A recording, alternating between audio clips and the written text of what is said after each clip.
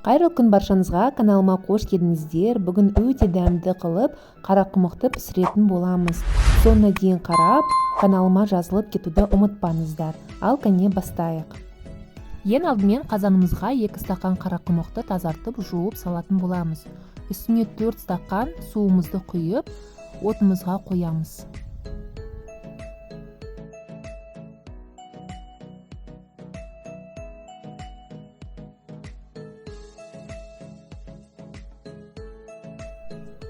Бір қайнаған соң тұзын салып, отымызды бәсеңдетіп қоямыз. Суымыз сорғанға дейін пісіретін боламыз. Енді сол аралықта тауықтың етін алып, кесіп турап аламыз.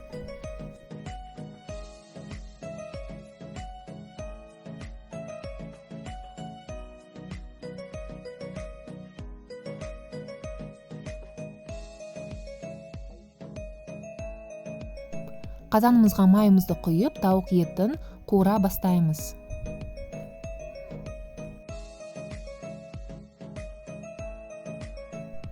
Көкөністерден тек қана жуаны және сәбізді қосатын боламыз. Жуан мен сәбізді майдалап турап қоямыз.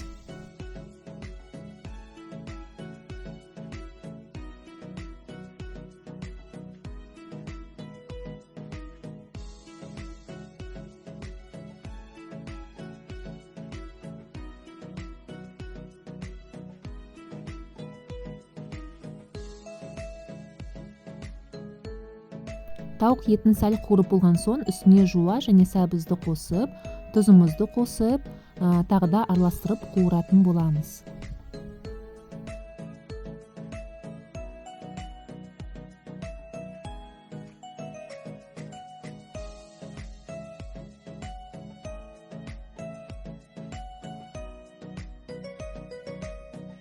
Дәл осы аралықта біздің қарақұмығымыз жақсы пісіп, дайын болып қалды.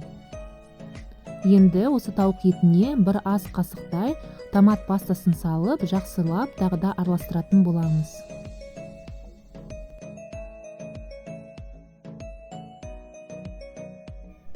Үстіне 1,5 қасықтай ұнымызды қосып, тағы да араластырамыз. Содан соң үстіне 1,5 стақандай жылы немесе ыстық суымызды құямыз. Осымен біздің подливамыз дайын болады. Пісуге 2-3 минут қалғанда дәмдеуіштен салуға болады. Менде дәмдеуіштен хмель сунели саламын. Қақпағын жауып 5 минутқа қоямыз. Міне достар, біздің асымыз дайын болды. Өте дәмді, балаларыңызға, отбасыларыңызға ұнайды деген сенімдемін. Қарақұмықтың пайдасы денсаулыққа өте зор, сондықтан да жиі дайындап тұрған абзал. Сіздермен болған айым.